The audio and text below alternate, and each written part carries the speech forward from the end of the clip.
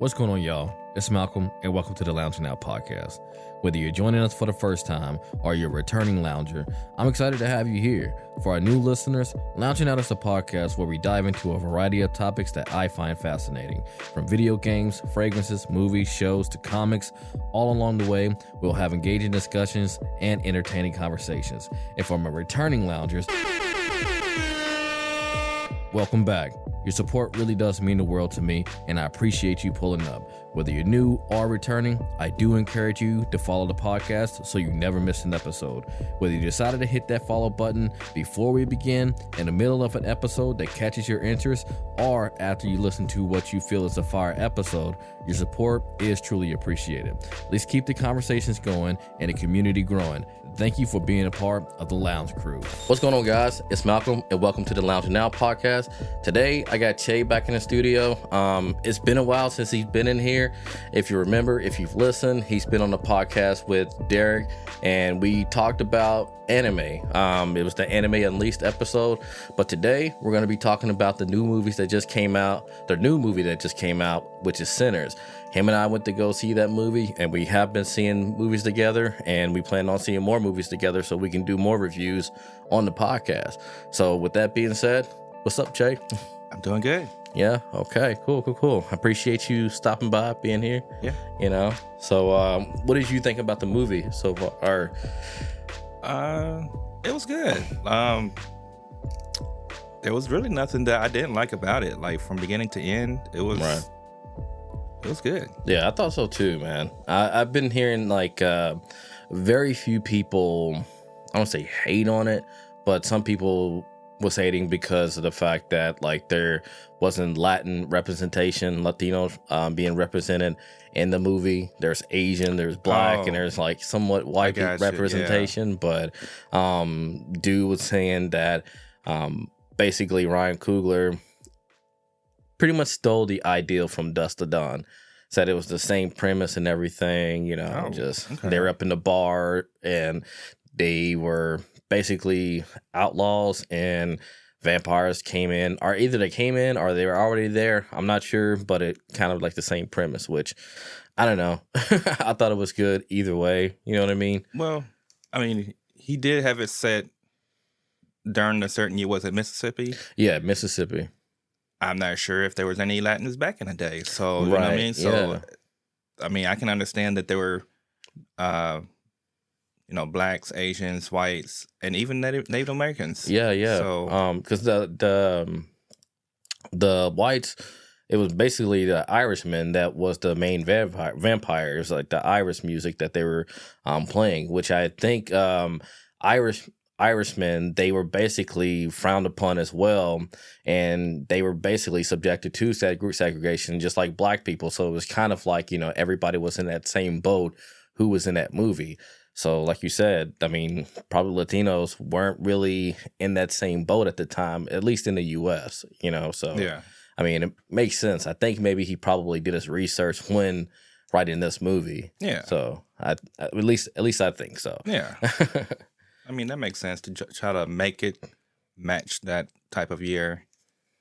I don't know what it's like back in the day, but it looked real enough to me. So yeah. I mean, that was basically for them to have like a free night, you know, just to forget about all the worries and everything, especially in the time before Jim Crow and the time where it was segregated. And the character Delta Slim, whenever he passed the inmates that was working on the side of the road, and he was telling them to keep their head up, and he basically said that a friend of his got lynched because he was accused of the money that he earned. They said that money was stolen from a white person, and so they pretty much just lynched him because, you know, they wanted the money. I guess they robbed him essentially and killed him. It's kind of basically a whole Emmett Till. I don't know if that was a reference to Emmett Till, because that white woman lied and said that he whistled at her, and they beat him, and pretty much I think either they drug him or they hung him. I can't remember what they did, but I don't know the whole story, but I think I recall he did get beat, and then like they pretty much like put his body in the river or something like that. Something like that. And what's crazy is I know he had one of those little plaques. I don't know if you've been around Louisville where you see like the different like metal plaques of like different like historical points in Louisville. Yeah. There's one there, like a monument there for him. And apparently some people were shooting at it and vandalizing it. Wow. Yeah, a group of white kids were doing that. And I think they were like prosecuted for that and whatnot. But still, it's pretty fucked up that, you know, it's like shit hasn't changed, man. You know, I mean, I don't really feel like anything has changed. I was talking to my cousin about it the other day. Like, I feel like it's the only thing that has changed was time. You know, it's just kind of like things have adapted, things have masked itself to where it doesn't seem as obvious and as open as it was back then. But it kind of seems like, I don't know, man. It kind of seems like things are taking a dive back into those times, man. You know, I feel like a lot of I agree on that. It just seems like people are hiding it more, but everybody knows. Oh yeah. Everybody knows. Oh yeah, for sure. Yeah, I mean, I've experienced like racism myself, like growing up. Didn't realize it at the time, but I remember I was with a friend and we went to some chick's house, and it was like, to me, it was like a mansion. And I don't know what happened, but at some point, well, I do know what happened. Something of that girl's went up missing, and we were all standing down like by the front door, and she was up above on the, you know, like the steps and shit, and she was like accusing me of like taking shit. I'm just like, why do you think it was me? She's like, because I mean, look how you're dressed. I was like, whoa. And like by the time we left, like it was the dude I was with who did the shit, man. He was white, you know. She didn't accuse him. Wow. You know, so but he fess up no nothing. You know what I mean? Like he let me take the heat. So, you know, after that point, I realized I got to stop fucking with that dude. Right, you know what I mean? right, So that's the type of shit, like, or people you don't really want to find yourself running with, to be honest. Was it the way you dress? Like, what was you wearing back in the day? Like, just... I mean, I feel like I don't dress too much different than how I dress now. I mean, you know, I would feel like I've always had the same style, and I feel like I've always been complimented on how I dress, you know, back then at least, but I don't really feel like I was like dressing all bummy or anything like that, you know. But I don't know. I think she was just, I was black, to be honest. I think at the bottom of or at the end of the day, it was because I was black. So, which sucks. Yeah. You know, which, I mean, stuff like that is taught, man. I really believe that. So have you been thinking about, my bad. Have you been thinking about the movie since we last seen it? Which was a week ago, right? I think so. Yeah, it was about a week ago. I've been watching a lot of videos on TikTok, so it definitely made me understand the movie more. There were certain scenes that I didn't understand, like the certain characters. Of course, the movie's called Sinners, so like. It seems to me each character was like part of the 7 deadly sins. Right. You know, so what's her name? Pureland? Am I saying that correctly? Pureland? Well, like, of course, sure. I seen where she's like, even though she was married, she fell for Sammy. Right, yeah, you know, and then of course she was considered lust in the movie. Right. I think Stax was greed.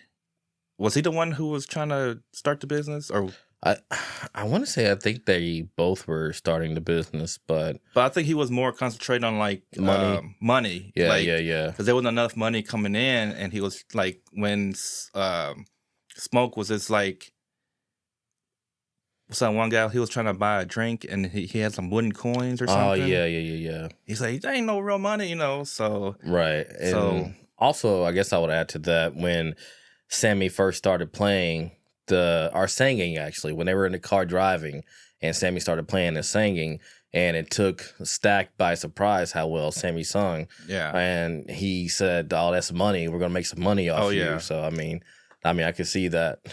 Yeah. Just point out a few more. what's his name? The one who was drinking a lot. Oh, Delta Slim. Delta Slim. So I think he was considered sloth because he was always wanting to drink and not really do too much. Yeah, just lazy essentially. And then let's see. I think of course Smoke at the end he was considered Wrath. Right. Yeah. And then another one. The Asian lady, she was Pride. Oh, shit. She was considered Pride because, like, she didn't care about anything but herself. So, you know, of course, she endangered pretty much everybody that was in that, I guess, barn. Mm-hmm. But yeah, because of her. Yeah, she endangered everybody because, like, she wanted to get back home to her daughter, and especially after she saw that, like, her husband had turned.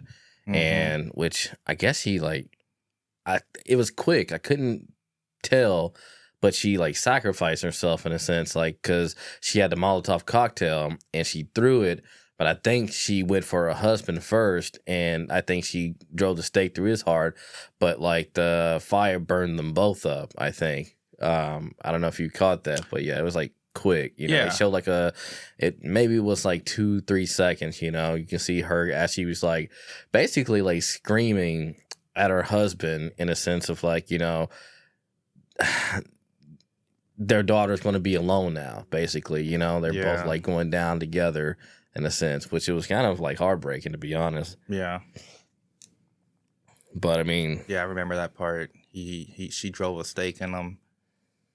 Well, she threw the Molotov and then drive the stake, and then like they were both pretty much burning. Right. You know. Yeah.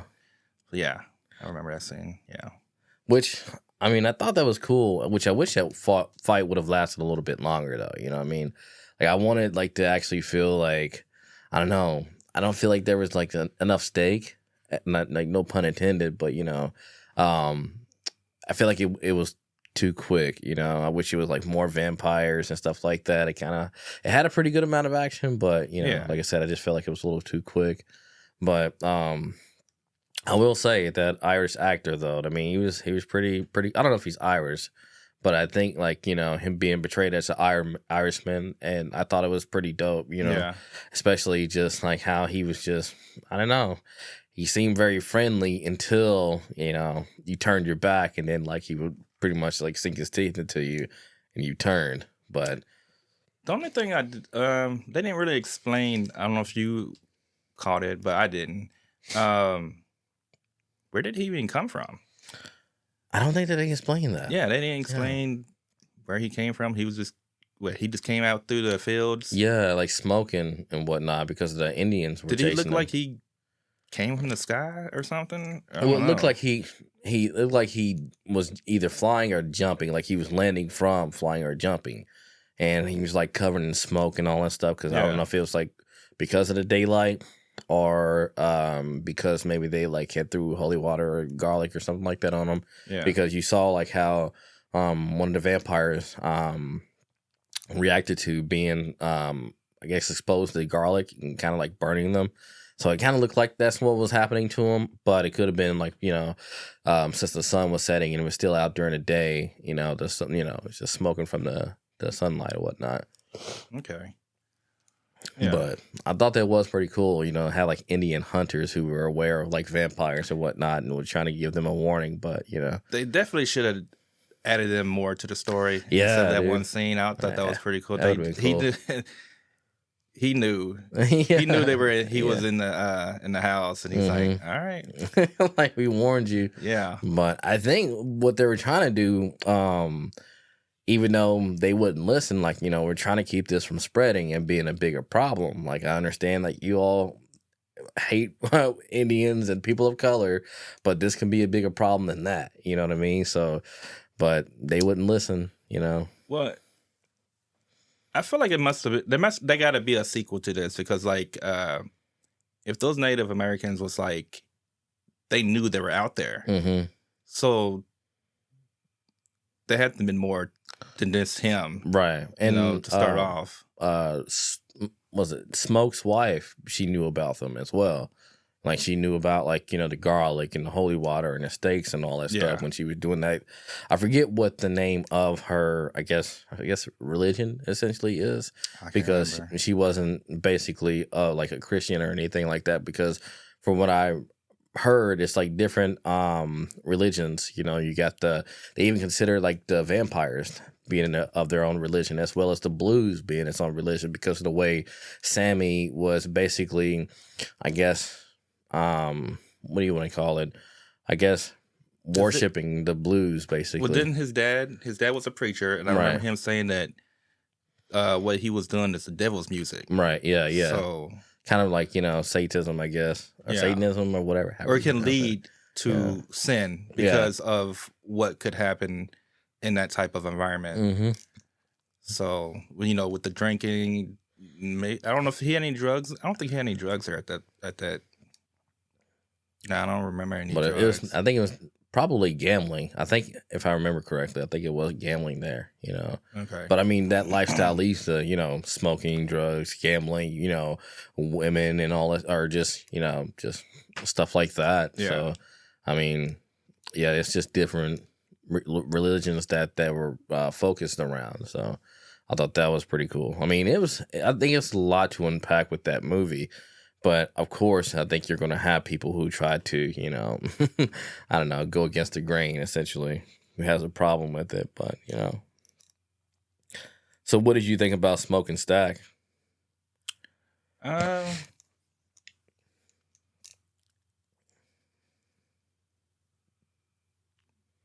As far as like, I noticed when I first saw them two together, I noticed they had like, I don't know if that was their favorite color, but one was like wearing red, the other one wearing blue.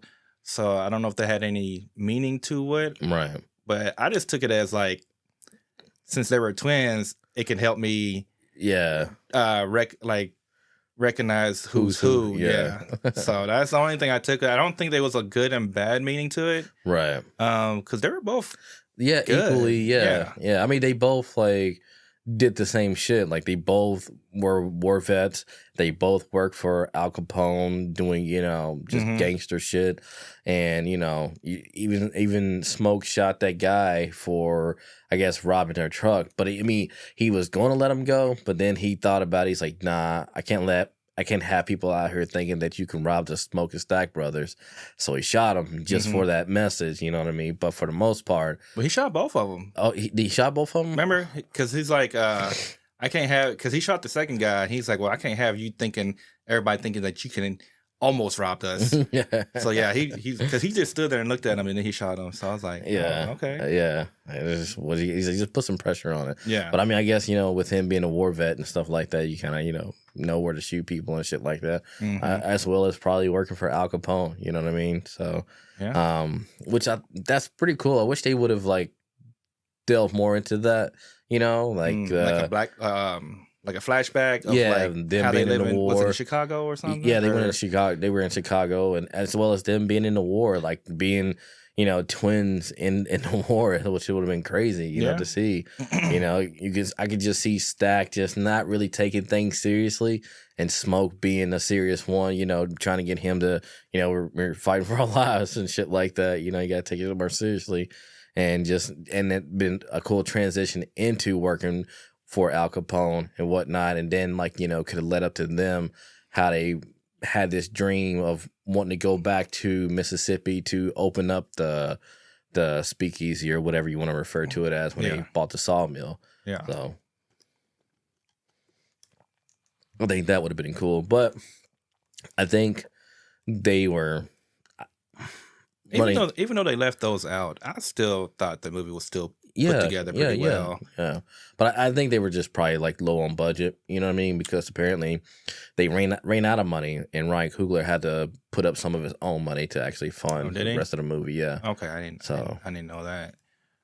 I mean, even though it might have been a low budget, I mean, it was still good. Like I could tell most of the movie, like half the movie was pretty much around the barn. Yeah. And so I think they said the movie was, I I forget how much. I wanted to say it was like 90 million or something like that to make or whatever. That's low budget. I think this day and age, yeah. Oh wow. Let me look it up. I know it ain't no Marvel's movie, but dang, like 90 million is still good. A good chunk of change. Yeah. Oh, for sure. Let's see. How much did it cost to make Sinners?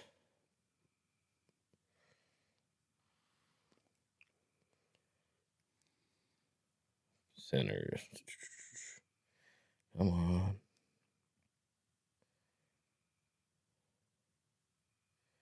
Let's see. Yeah, 90 million. So I wonder how much he had to put up, out of his own money. If 90 million was just like pushing it, you know what I mean? But so out of the two twins, like who do you think you resonated with the most?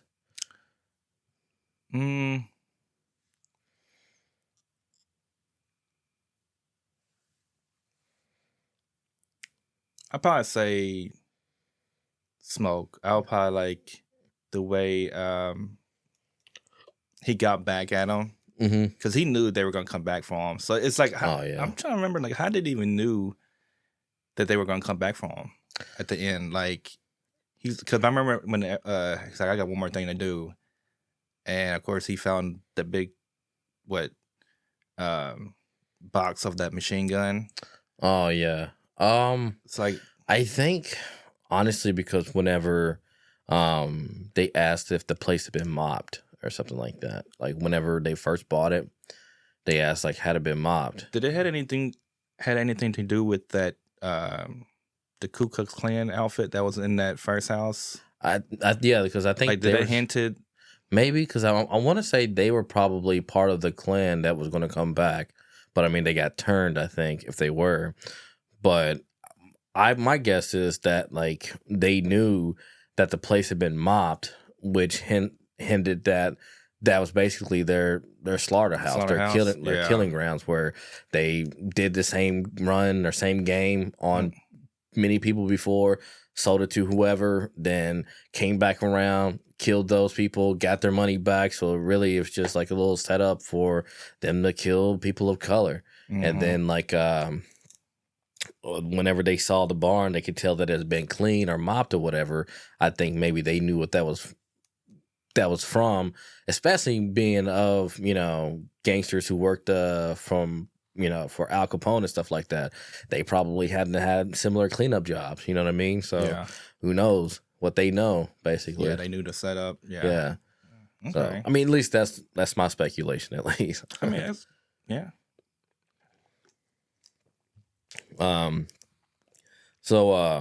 Like which character did you appreciate the most? Appreciate the most.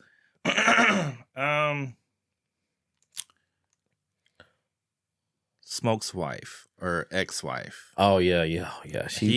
She brought in a lot of the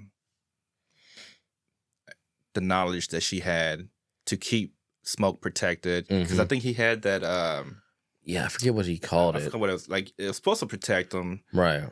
And then just the knowledge of like old stories of like how she even knew vampires were allergic to garlic and silver and all that and sunlight. I'm like, man, and that pretty much saved him. Well, I mean, I guess I don't know because the only person who survived was Sammy, essentially.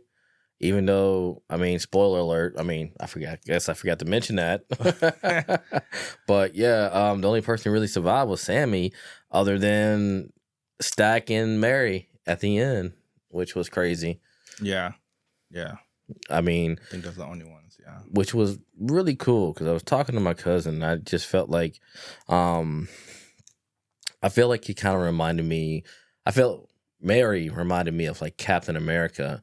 When after Endgame, he went back in time and got to live out the life that he wanted to live with Peggy. Like she got to live out the life that she wanted to live with Stack because Stack set her up with this, rich white dude, but she didn't want to be married to the rich white dude. She wanted to be with Stack. That's why she was there, basically. And so she basically got, after she escaped from that whole fight that the vampires had, because he didn't realize she escaped until after she showed up with Stack. I guess she pretty much like met up with Stack and, you know, they had the life that she always wanted to live with them, even though they were vampires, you know. So, and I think I recall, even though he was still turned, he still wanted to protect them. And I think at the end, like he makes sure he stayed while the sun was rising, so he won't, die from the sunlight. But yeah, I don't remember Mary being there though. But of course, I remember Stack being saved. So yeah. Well, because Oh, just to add in, I think Mary was envy. Oh, wow. As far as the 7 deadly sins, because of that. Envious of who? Just because she couldn't have him. Oh, you know, she waited for so long for him, and I guess he just considered her a side piece. I guess I don't know. Just used her feelings just to get what he wanted. I guess I don't know. Which is crazy because I mean, Haley Steinfeld. I feel like she matured more in that movie than I've seen her in the past, because I feel like she's always, portrayed like younger roles and whatnot, because she has like such a younger, facial features and younger stature and whatnot. But she, the way she, whenever Sammy tried to stop her from getting to Stack, and she's like, "Boy, if you don't get the fuck out of my face," like I was like, whoa. Yeah. I was not expecting that. Yeah. So she kind of matured there, and like, which I'm not. I know she's probably most likely a mature person in person, but just the way she was talking to Stack about, like, their sexual, activities that they did, and at just the train station. Oh man, I was like, okay. I was like, damn. I'm like, well, what else they do? Quiet down, everybody's around, Yeah. So I mean, and just their scene before she turned them, basically, it's just like, damn, bro. That, so I see her in a new light now after seeing her in this role, which, I mean, that could have been the role that she needed to break away from the, I don't know. What roles did she play in? She's Bumblebee. Like, she was in Bumblebee. She played an 18-year-old, Charlie, who basically came across Bumblebee's car. Okay. She played Hawkeye's sidekick, basically. I forget her name in Hawkeye. Okay, you did say something. I think her name was Kate Bishop. Yeah, Kate Bishop. Right. Yeah. So, and I feel like Kate Bishop wasn't younger. Was that her? Yeah, that was her. I thought the one who played Kate Bishop, then she had like a brunette hair. Yeah. Haley Steinfeld is. She does have. I don't know why. I don't know why I'm thinking Mary had blonde hair for some reason. I don't know why. You're probably thinking about the elevator scene that she had with Florence Pugh in the Hawkeye series, because they were in the elevator together. And that scene was actually kind of like, a lot of people liked it, because of their like interaction that they had with one another. Yeah. So, I don't know if that's maybe what you're. Yeah, I don't know why. She just, I guess, I don't know. Her face just matches with blonde hair, but for some reason she had brunette. I remember now. Yeah. She was also Gwen Stacy from Into the Spider-Verse. So was she like a voice for? Yeah, she was the voice for Gwen Stacy. The Madam Web movie. No. You seen that movie? Yeah, movie was not good. Garbage. I don't know what they did there. Damn, but bro, like, it sucks because I want to see movies like that, like Morbius and Madam Web, just because it's Marvel related or comic related. But then like you get people say like, oh, it's not worth it. It kind of hurts because I feel like I want to see it. Do you feel like it was a money grab movie? I don't know, because I'm trying to figure out, like, no pun intended, how they were trying to spin it into anything. If it was, the come of anything, like, what was the point of that movie coming out? Like, are they trying to connect it to something, or? I don't think they even had a post credit for it. Like, I don't know what they might have, but I don't know. Like you said, I don't know what connection it has to the other Marvel movies that's been out. Yeah, because I mean, Madam Web was supposed to. She's basically. Like all the Spider-Man and women are connected, and she's like kind of like the oracle essentially of like the Spider-Verse, basically. So and I mean, I remember seeing Madam Web in the 1990s Spider-Man series, the animated show. I don't know if you ever watched that show or not, but I don't think so. Yeah, it's on Disney Plus if you want to find it. But yeah, she was always in this, like, she was an older lady, much older lady. But she was always in this like little wheelchair or chaired or something like that, and like he would have like these little visions, or he would go to this realm where she would be, and he'd speak to her and stuff like that. So yeah, but okay, now that's confirmation that I need to stay away from that movie. So but what do you think about Sammy's character? Or what I think about him?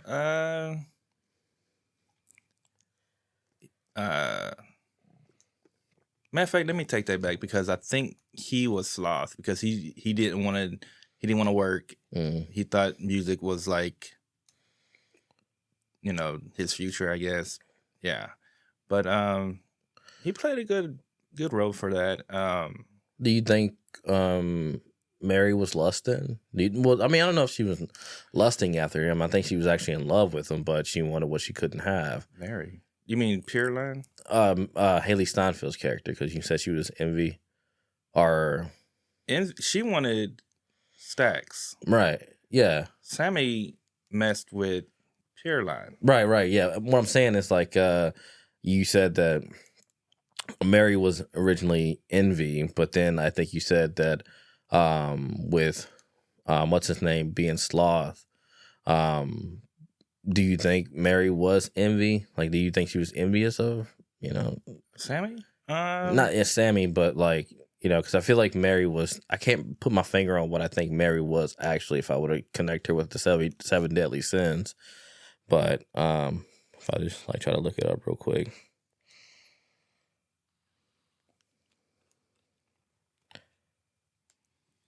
All right. So yeah, like you said, pride, sloth, greed, envy, gluttony, wrath. My bad. The guy that was drinking is gluttony. Yeah, okay. That makes more sense. I said he was sloth, but he's not sloth. Yeah, and Sammy probably was sloth, like you said. And maybe Mary was envy. Yeah, I can see that she was probably, I can see her being envy. And who was wrath? The Asian woman? No, she was pride. Smoke was wrath. Okay. Because the way he did things at the end, because he was just upset that, of course, his, because that was his kid's mother, right? Because I know the kid passed, and then of course they got her. That was his way of trying to, his wrath just got the best of him. He, got his lick back, I guess. Yeah. I mean, but that's the crazy thing, though. It's just like, would anybody turn the other cheek in that situation? Nah. So it's just kind of like, what do you do? But I guess it could be said also that like they played a part in a series of events that led up to them being put in that situation. You know what I mean? So I mean, I don't know. Yeah. But all in all, I mean, I thought Sammy was. I mean, other than the singing, I do feel like Sammy was kind of one-dimensional. Because he didn't really have too many parts to like really flesh him out like that, other than like, whenever he got the chance to sing and everything. But other than that, it was kind of. I did like the part where like towards the end, when we watched the post-credit, it made it look like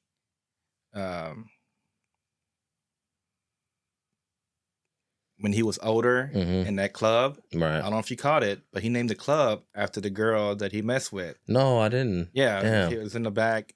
And then, of course, when I guess the bartender or somebody was like, let these two in, and then he stepped down, but you can see like a quick scene of the name, I guess the club or his group or whatever is Pearline. No, I didn't see that. Yeah. Yeah, he definitely fell for her.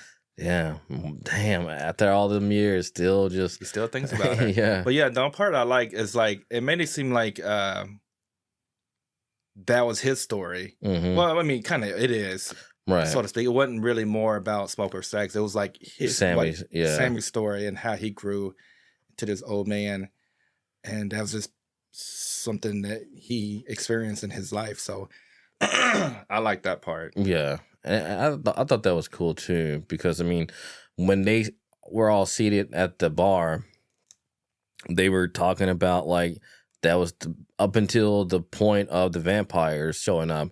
that was like the best time that they've ever had. Like they felt the most free at that point. Yeah. You know, and I thought it was cool. Just, I don't know, like Stack was like, I could turn you if you, if you want. And then he smelled him because he said he don't really have too much time left, so he can turn him if you want him to.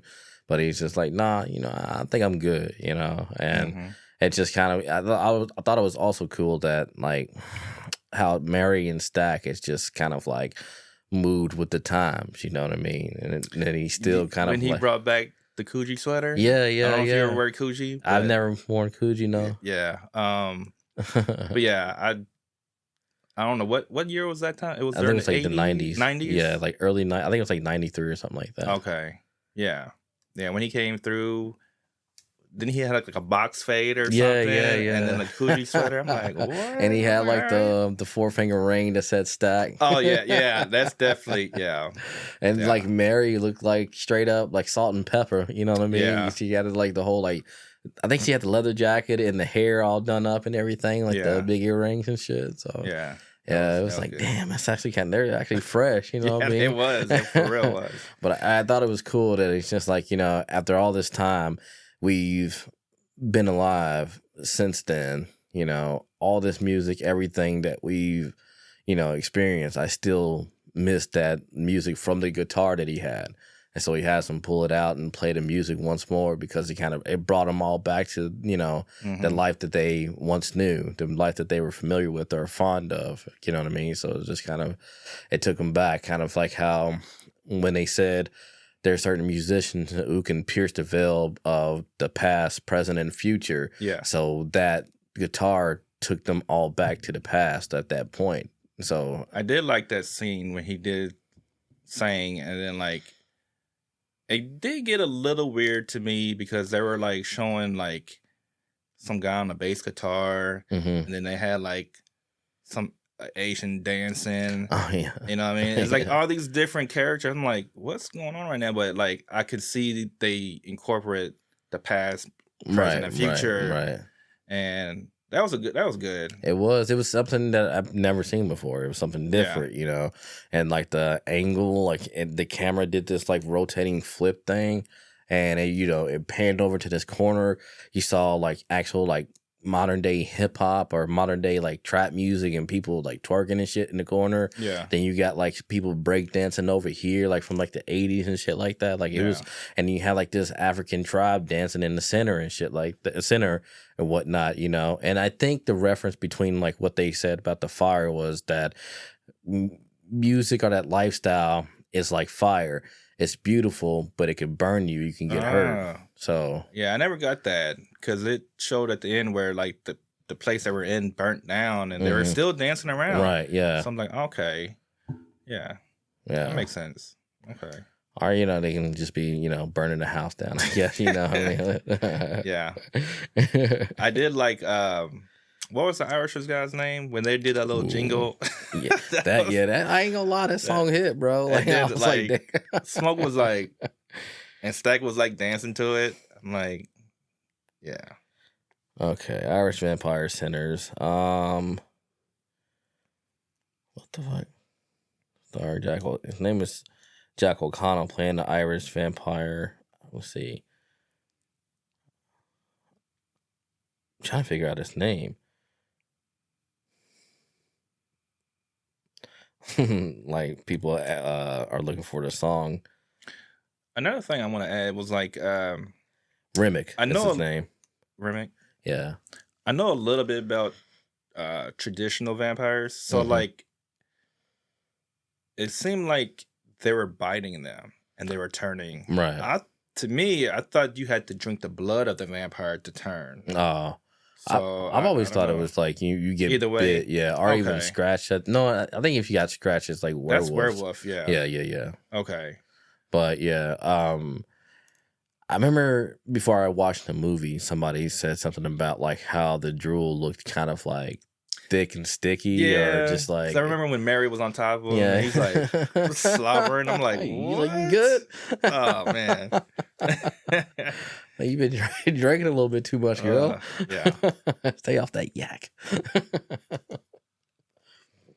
But yeah, then she like drilled it into his mouth. She's like, "You want some?" I was like, "Damn, like what were y'all doing in the bedroom, bro?" Yeah. But I mean, all the shit she was saying though, I was like, "Okay, I see what you mean." Yeah. But yeah, that was good though. I had to look up that song, that Irish song, afterwards because that shit, like I said, this shit did hit. All right, so like, what do you think about like the supernatural elements of it? Like, cause I feel like with the vampires being prominent back then, like how was it like between then and when they met back up with Sammy? Were there any more like cases of vampires? Like, what's that universe like? Is it werewolves or like anything else that they can like branch out into? Which I mean, what I would do, I think I would like focus on something else, not vampires, but it would be in that same universe. Like it could be like in a different time period, maybe like go to the 50s or 60s or something like that. And it could be, werewolves or, whatever. Yeah. And, but it's in the same universe. I think it'll be cool. I don't know. No, we good. But and it can have like, the same like meanings and, more layers to it, like kind of like this movie did. You know what I mean? So another thing, as powerful vampires are, they have some type of like respect for your house. Yeah. You know what I mean? Like they, even though they're powerful people, like, or powerful vampires, like if you're not gonna invite me, I'm not gonna go. Like your house is sacred for some reason. Like because I remember watching The Lost Boys, and I remember the main. I think he was Dracula. I think in that movie, right? But he was like the main head honcho vampire. But like, I remember a scene where like he asked to be invited in. He didn't just walk in the house, right? So yeah, that was interesting too. That was part of that movie. That even though they're more powerful than regular humans, like they still respect your house, right? Yeah, that's kind of cool. So I thought that was cool too. I also, man, that fucking jump scare at the beginning of the movie, man. Like, cause I think when Sammy at the beginning of the movie when he came to the church after the whole everything happened, because he didn't have like flashbacks of certain people. Yeah, and it was like a little flashback of like the Irish vampire, and you just saw his like red eyes, man, and that just like scared the shit out of me because it was just like that, Yeah. So because that was currently, the beginning of the movie was like current, and then it did like a day earlier or a day or two earlier, and it showed you everything that happened.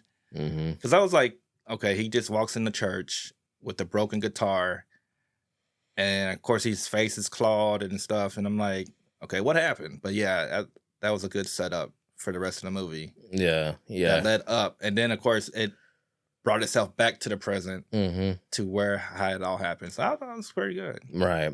I think I would love for I need to find an interview with Ryan Coogler and get his like actual like meaning behind everything. I want him to like sit down, or like him to sit down to this is what that meant, this is what this means, and everything. I like watching those. Isn't that like where the directors explains everything while the movie's playing? Yeah, because he did that for Black Panther.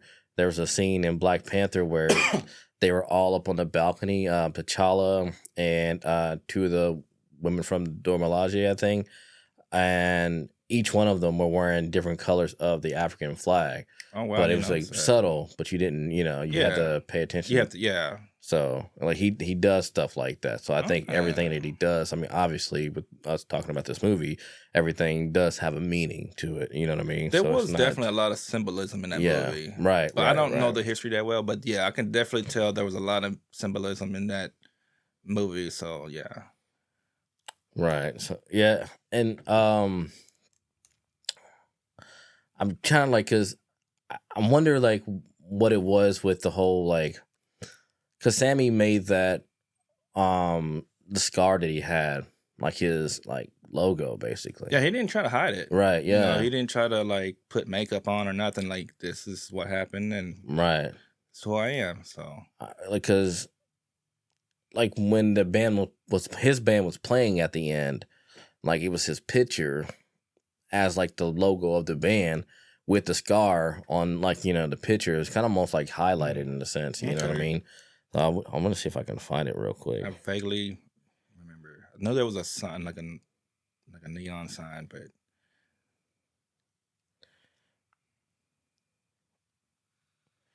band logo. But yeah, it was. Shoot, man. Yeah, I have to look it up and I'll send it to you because it was like back in the back, like, you know, kind of like a backdrop or whatever, and it was just like his face, and it was like it was drawn, but you know, you noticed the scar on the face of the picture, you know what I mean? So it's just like it's just basically he's just like kind of wearing those events on his sleeve, basically, you know, and it's kind of like I don't know if he was open to talking about it, you know, if anybody asked him about the scars, because I mean, obviously it was just, you know, prominent to where people can see it. So, you know, I mean, I think that was pretty cool. Like, I think my cousin said he's seen it twice. I think I want to see it again as well, just to like catch everything I didn't see. Yeah. It's not too many movies I want to see more than once, especially at a theater. I definitely wouldn't mind seeing it again. Yeah, for sure. Like, I think want to see it again, and I would like this for them to actually talk about how they were able to have Michael B. Jordan play different roles. You know what I mean? Like, what was the trick that they used in order to like make it work? Yeah, you know, I think that would have been cool. It's pretty. Like, I've seen some movies where they try to play twins. Like, it actually looked like it was two different people. Like, you can. I don't know. It's just like when they try to, like, you can see like the outline, right? You know what I mean? You know what I mean? Like, you can tell, like they Photoshop that character just to make it look like two people are talking, but yeah, it was very realistic to me. Yeah, and I mean, and like just the fact that like he was able to portray two completely, I mean, not completely different characters, but even if, like, say Smoke was on the screen, even if they wore the same colors, you'd be able to tell who was who just by the way they talk and their mannerisms and everything, you know? Yeah. Because, I mean, Stack was just smiles, you know what I mean? The whole time he just smiled about everything, you know what I mean? Like, even if it was like a serious situation, like shortly after, he'd smile. He probably smiled just to break the tension, you know what I mean? Just... that was Stack, but Smoke was just nothing but, you know, serious and didn't really take anything lightly. You know what I mean? I think the only thing that he was really like, I don't know, like, I don't say loose about it because he shot the dude, but like when he shot the dude, it was kind of like, you know, he was, I don't know, lenient about everything. Because, I mean, I feel like he could have killed him, but he didn't. You know, so there was no laws or something. Like, it just seemed like everybody was just going back to what they were doing. Yeah, and he's like, all right, he got shot. All right, well, I'll say it's like the Wild West, I guess. You know what I mean? Like, you just get into a debate with somebody or whatever, or in scuffle, and just shoot somebody, go back to the business and stuff, man. That's crazy. That's probably how it was back in. Because I mean, if he used to work with Capone in Chicago, like, I'm pretty sure everybody knew he was a gangster, and if he did shoot people, like, you have to go back to your business. Mind your business. It's kind of like what's that movie with Denzel Washington, American Gangster, when he shot the dude and then right in the street. Yeah, because he wanted, like, remember he wanted his tip. Yeah. And then of course he gave him his tip, and then, like, I think his cousins and his family was there. He's like, I gotta show you who's boss. So, like, yeah, he followed him in the streets and shot him right there. Yeah. And he's still walking around and get arrested. Yeah. So I think at a certain point, like when you reach like a certain status or whatnot, then, you know, you're kind of essentially untouchable, I guess, when it comes to the law. But I don't know. So I'm trying to see if I can get into some of these questions because I feel like we covered quite a bit, you know. So let's see. I guess I would like to look up some audience I guess their reactions and stuff like that to see exactly what all people are saying about it. But as far as like historical context, in what ways do you think the movie serves as a commentary on the historical struggles of the African Americans in the 1930s? I mean, I don't know. I think it served like I said earlier on, how that was meant for a safe haven for Black people, like the sawmill. This whole movie was built around them all meeting at the sawmill, like putting together this whole like club, this party or whatever for everybody to meet up at the sawmill to escape the harsh realities of, racism. Matter of fact, yeah, because I remember he just he wanted something just for them. Right. I remember when the Irish guy was trying, he's like, "Nah, you can find another place down the road." Right. But yeah, I think like you said, he wanted to find something just for them, like a safe haven to where, we know who we are. We just want us around because we know how we act. So yeah, and I think the music and everything, like you see everybody just like letting loose and being free, like the way they were moving when they were dancing, the way they were singing. It was like they were singing with like their whole soul. Like everything was just, it was powerful. You felt it. You know what I mean? And it was just kind of like you left all those worries and everything out the door. But eventually, you play that type of music, you're gonna invite the devil or evil in, and so that's when the white people came in. Basically, I guess trying to steal what Black people have. And but some people are saying that basically the white vampire wanted everybody to be on the same page. You know what I mean? No whites, no Blacks, and all this other stuff. Like, let me turn you all and we can all be together. We don't have to look at each other like, you're white, you're Black, and all this other stuff. Just, we can all be one. And and you got everybody who has already been turned in the field, like, saying the same thing to everybody who's on the inside. That's when they started breaking out in the song and dance and everything. And it's just kind of like, I don't know. It's crazy. But I think he did say something like that, how he wants everybody just be on the same level, Of course you have to be turned, but right. I wonder if it's kind of like, is it like almost like selling your soul in a sense? You know what I mean? And yeah, a little bit. I mean, if you're getting turned, I mean, you're not you no more. So, right, so to speak. Yeah. I mean, kind of giving your soul away. Right. Yeah. That's what I was wondering. Is it kind of like a symbolism? Because I mean, a lot of people say, in Hollywood, a lot of people sell their souls, for like a certain, level of fame or whatever the case may be. Like I've heard that, they consider those people Illuminati people, gatekeepers, I guess. I mean, like even like the industry plans, like a lot of people saying a lot like Ice Spice and a lot of those like Lil Uzi Vert and Trippie Redd and all that shit too. I don't know who that person is, but I get what you're saying as far as like implants, like did I say right? Implants, just they're trying to. Because if you actually listen to some of these lyrics, like they're trying to make you stay within that realm of sin, really. Yeah. I mean, it's like it's like sex, drugs, and violence, basically. Because lyrically, it doesn't sound good or appealing to me. But like just to control, let's give them this singer, rapper, and act a certain way. It's like have you seen that movie They Cloned Tyrone or something like that? I have. Remember and that scene, and the real Tyrone was at the end. Yeah, but no.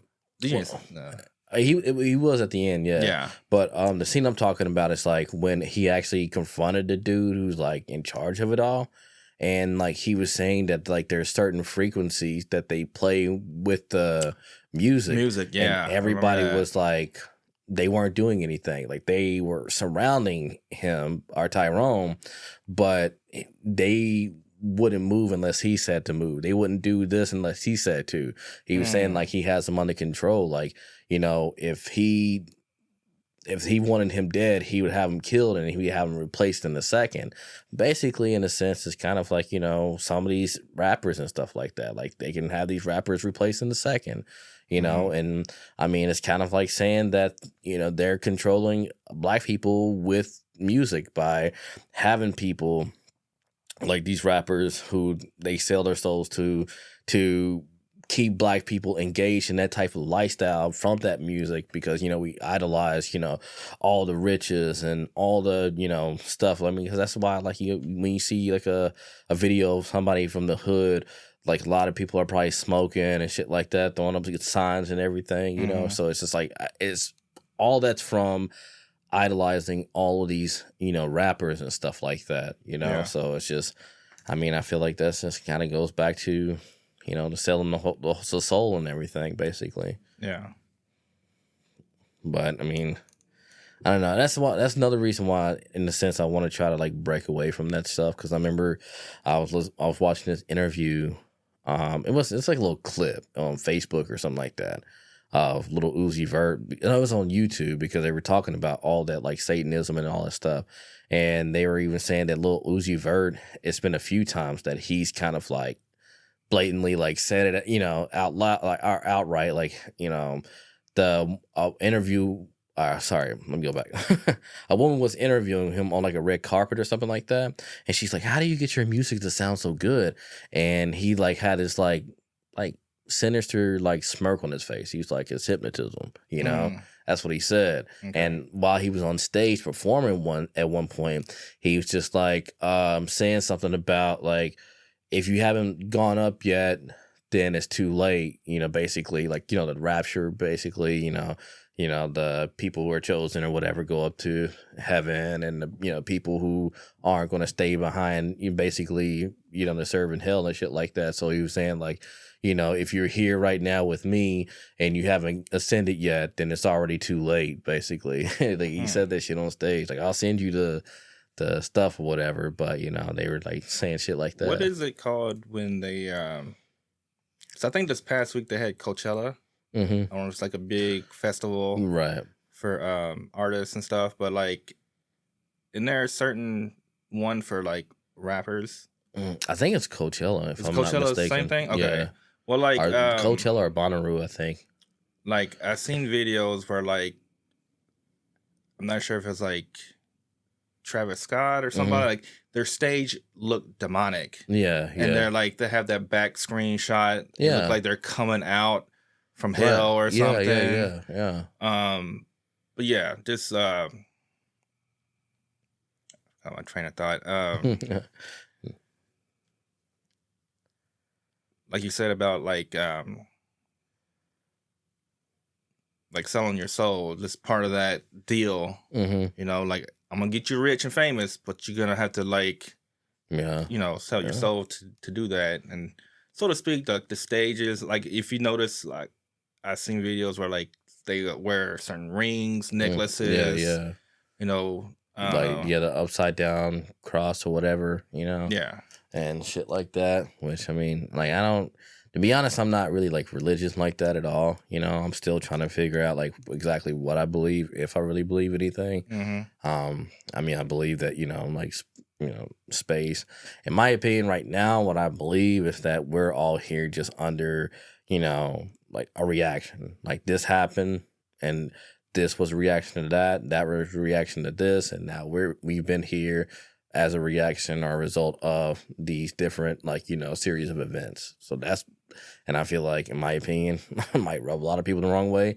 I think a lot of people use religion as a means to give themselves a sense of purpose, you know? Yeah. So trying to be, you know, a moral compass, maybe, that too. And just a sense of like, I've done good in my life, so you want to be rewarded in your afterlife, I guess. Right. So, because I feel like if there wasn't say if there weren't religion, or if a lot of people find, like, I'm not saying there's not, but if a lot of people found out that there's no God or anything like they think of, then they would kind of feel like, well, what was all this for? Like, I have no purpose. Like, what am I doing? You know, type of shit.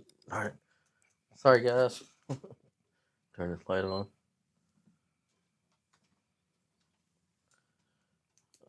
All right. There we go. Right, because the PlayStation shuts off after an hour, and so like, oh, gotcha. Okay. Yeah, but yeah, like I just feel like that's basically what I think religion is. I think honestly, somebody made a lot of that stuff up like a long time ago in order to have like order and control for a lot of people. You know, like they wanted to give somebody something to fear and something to worship or look up to, because if they didn't, then it would be basically chaos. So yeah, that's what I think, but no proof, so I can't really say what's what. Yeah, but there's you no know, proof. yeah. So I mean, because like you know, bad things happen to good people and good things happen to bad people. So is there really someone out there, higher being, to control that? Like, my thing is like, with the vastness of the universe. And a lot of people say that, like, oh, God is with me. God, you know, God talked to me. I'm like, this universe is way too big for God to, like, focus on, like, one specific person for one, you know, problem. I mean, yeah. But they say, I don't know, if you pray to him, he's supposed to speak to you about it, you know. But I don't know. Well, like, my thing is, it's like, if I said somebody was talking to me in my head, a lot of people would say I'm crazy, you know, I'm schizophrenic. But if I said it was like Jesus or something like that, then it's like, you know, it's a different story. Believable, yeah. I'm like, all right, that still sounds crazy. Yeah, but, you know. So I mean, like, you know, not to like veer off too much from like the original subject or anything, but you know, just kind of, you know, all that like selling the soul kind of like led me down here. Like I think about that stuff quite a bit, you know, and you know, I just haven't really found something or that's basically reassured me that there is a higher power, you know what I'm saying, or you know, a deity or some sort. All right, so let me say this. You don't know what religion you're in or to follow, but like, how often do you think about that person and your life is still fine? You know what I mean? Like, people pray every day. Right. You know, do you pray every day? No. You probably don't. But you're still healthy, you still work, you're still alive. Yeah. You know, like, are you being punished? I don't. Do you feel like you're being punished? I don't think so. So you're like, you know, it's like either or. Like you said, it's a choice in life that, you know, gives you a guideline to be a good person, I guess, you know. Yeah. And be helpful to others. Yeah. I just think that, you know. But you can do that without that part. You know what I mean? I can still be a good person without going to church, you know. Right, because, I mean, you know, I still do the same thing that my family does who goes to church. You know what I mean? Like, we still kind of live somewhat of the same lifestyle, even if they go to church and I don't, you know. Like, my mom, like, lives past Easter. She was like, I know better than ask you to go to church, because she wanted to go to church for Easter and all that stuff. I'm like, yeah, no, I'm not, I'm not gonna. Yeah. You know, like, even if I felt like I believed in God or anything like that, I don't know if I really would go to the church, because I feel like, you know, if you're gonna worship, I feel like you can do that in the comforts of your own home. You know what I mean? So, but I don't know. But wouldn't that isn't that manipulating you? Because, like, what if you're reading the Bible and you're trying to understand what the word is, but like you have somebody telling you what the word is, like, right? Yeah. And it's like, what if you disagree with that person? Like, you know, so everybody interpret things and read things differently, understanding differently. So, but it does help to give you an understanding. But, like, you know, I mean, I get it, but I don't. Yeah. No, for sure. But so is there anything else out of the film that you thought about that you wanted to maybe touch on? Any other movies? No, like as far as Sinners go. Oh, Sinners? Yeah. Like any oh yeah, I thought the Cornbread was a good character. You know what I mean? Like, I thought it was funny to me when Stacks that pulled up on him, or was it Smoke? I think it was Stacks, and he's like, "Come work for me. I'll make you some money." Yeah, oh yeah. And I thought it was funny because like he did say, if you make this kind of money, your wife would do certain things for you. Yeah, you know what I mean. And I mean, he's like, and then you can't talk like that in front of my wife. And he's then like, fuck your wife. He never got that chance, right? He got, And the part where he's like, got his arm tucked, he didn't want to put his hand in the house, so he's like, he's like, I still want my money, right? But so I do think, even though they were vampires, I do think that they were them. You know what I mean? But I think it's just kind of like, it kind of freed them of, like, I don't know. I think in a sense, like, they could free them of something, even though they were, I want to say, like a hive mind. It was like you said, like it was easy. As soon as they turned, they were easily persuaded to follow this guy. Mm-hmm. It wasn't like I got turned and I'm going to just start doing my own thing. Right, yeah. He's like, well, since he turned me, I might as well just follow him. Right. He's my leader. I'm like, yeah, because really? Whenever he got hit with the guitar, like the silver part of the guitar, they all felt it. Like the main vampire, whenever he got hit, they all felt it. I remember, yeah. So they all feel and I think the same. You know what I mean? Oh, so connectively, like, he's making them follow him in a way, kind of. Yeah. So, okay. But I do think that they're still them in a sense. You know what I mean? Yeah. So, but I wonder if it's kind of like how religion is, though. You know what I mean? Like, you got like a preacher or a pastor or whatever, like he's kind of like, back to what I was saying, he was kind of manipulating you to start thinking like him. Like, this is how I live my life. This is how I want you to live your life too. Right, yeah. So yeah, I mean, in a sense, that was the vampire and trying to control everybody else. So. But, I mean, I thought like not special effects, but the practical effects, I thought that they were pretty cool. And I feel like it was kind of like I mentioned when we first saw it, reminded me of like Django Unchained, like the practical effects, the blood and stuff like that. Mm-hmm. It just kind of had Quentin Tarantino vibes from it to me. The way that, like, whenever Smoke got shot and he took his hand off the wound and it was just like squirting out blood, and every time they were like stab or impale somebody with a stake, so much blood would just squirt out. It's like that's Quentin Tarantino style. Okay. So I don't know if he's. But I guess going back, I mean, Dusk Till Dawn, like that's Quentin Tarantino. Like somebody was comparing that movie Sinners to From Dusk Till Dawn. That's made by Quentin Tarantino. I would hate to say this, but I don't think I've seen From Dusk. I haven't either, but I do know that much at least. Okay. Yeah, which I mean, got Selma Hayek in it, which I think Selma Hayek's one of like the baddest like Hispanic women I've seen like in Hollywood. To be honest, still. Speaking of, I think it wasn't. What's that one movie with Jamie Foxx playing like the vampire hunter? I think she was in there at the end. Sorry, excuse me, guys. It's hot in here. But yeah, she was. Yeah, she still looked nice. Day Shift or Night Shift, I think it was called. I don't know. I think it Day Shift. Yeah, let me look that up. It was weird because it was like a for those who Day Shift 2022. Damn.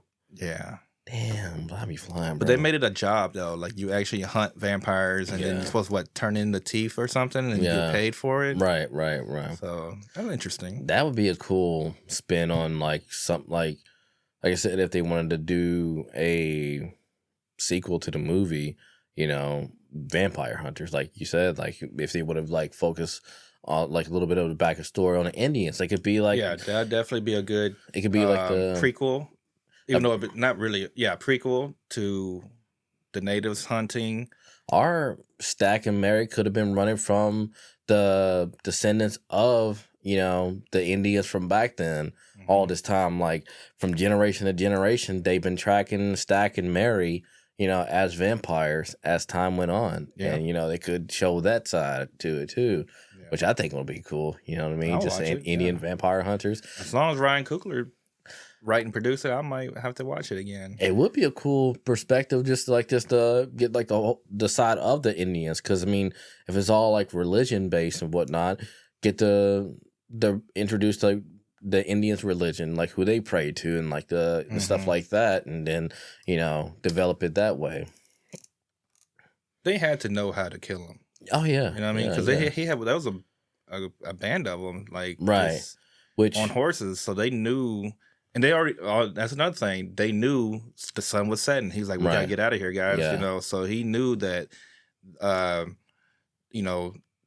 the sun is our weakness. Right. So if it's nighttime, we don't have no chance, Right, exactly. Because another thing,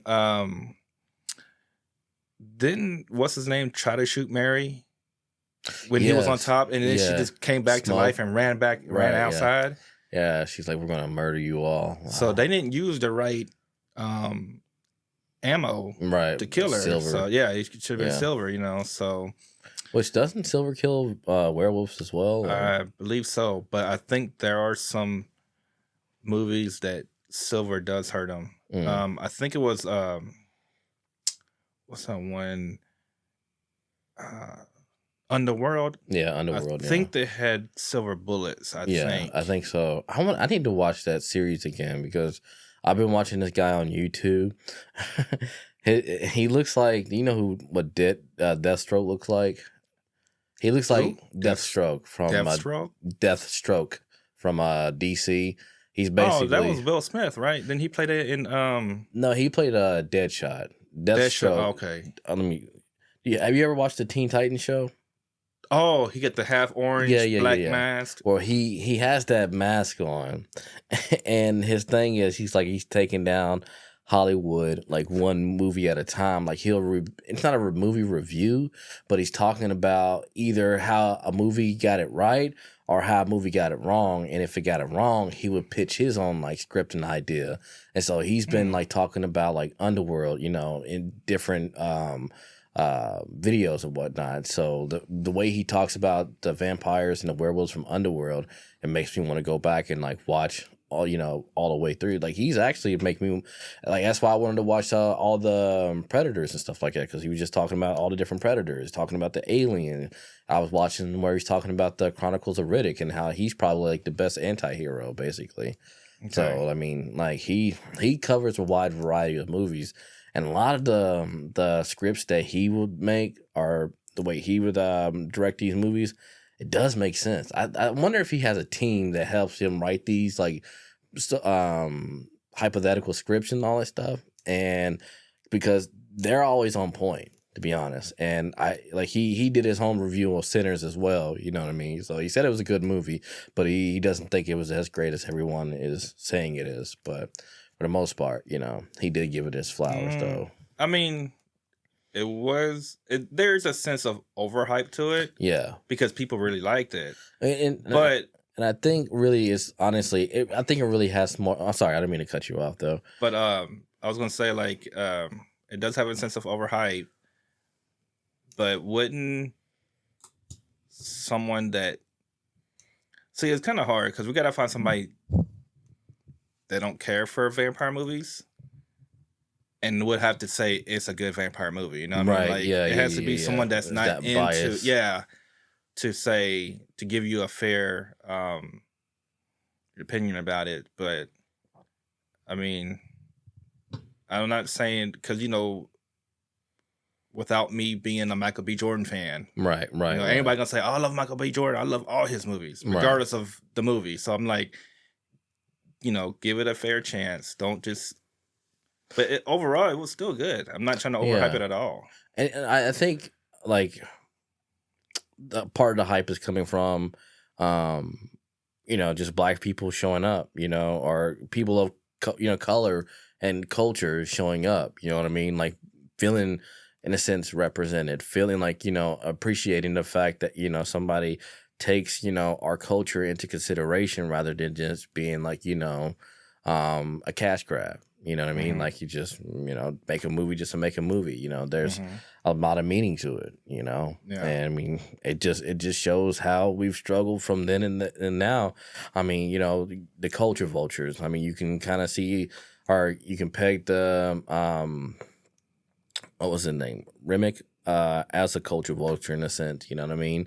Kind of like trying to come in and take what, Black people are trying to do, basically. A lot of people feel like, Drake was a culture vulture, so. I mean, if you're good at it, man, I don't know. Like, if you just happen to be good at whatever it is that Black people do, I mean, could you say Eminem is a culture vulture? No, I don't think so. I think Eminem, honestly, I think Eminem has actually, like, been him for the most part. What I do notice is that, like, Drake is good at what he did or does, because I feel like his music now is different from what he was doing. But I will say that, like, when you would listen to Drake's music and then say you would listen to him in an interview, he would sound like completely different. You know what I mean? Like, he would sound like, like a kid from the suburbs. You know what I mean? Yeah. Kind of like if Eminem, like how he exposed Papa Doc. I feel like Drake would be Papa Doc. Yeah. Clarence is this dude's a gangster. His real name's Clarence type shit. Like I feel like Drake is Papa Doc basically. Well, I mean, I don't know. I think didn't Drake started in some like I know he's in acting or something. Yeah, he was in Degrassi. Is that what it was called? I never watched Canadian show. So does that give him a fair chance to be a real rapper? Because he used to, because they say like to be, I guess, a true rapper, you need to start from the bottom. I guess Yeah, because I mean he had that song started from the bottom. But was he really at the bottom though? Like, you know what I'm saying? Like he probably got rich family, like you said, like mom and dad still probably married. Well, I mean, his mom and dad were split up. I think his dad lived in like Tennessee and stuff like that, which I think like he's probably always seeking the approval of his dad for quite some time. But no, yeah, I don't know if he was actually ever at the bottom, but I know he's always had like a knack for just like picking fights with people, like just like sneak this and stuff like that. Yeah. Just like the type of shit you really got to read between the lines to understand what he's saying and to who or about who. Yeah. So, but yeah, I mean, I listened to Drake, like I stopped listening to Drake like a little, like I'll say more than a little bit before the whole Kendrick beef and all that stuff, because I didn't really like, I don't know, like the Scorpion album, I thought it was okay. And I think it's really when I kind of like fell off around the time they released Scorpion. I was just like, Yeah. I'll listen to, if it sounds good, but I'll listen to it, but, for the most part. But, makes me wish I would have been, speaking of envy, makes me wish I would have been a part of the cast, because Ryan Coogler bought, because who was it?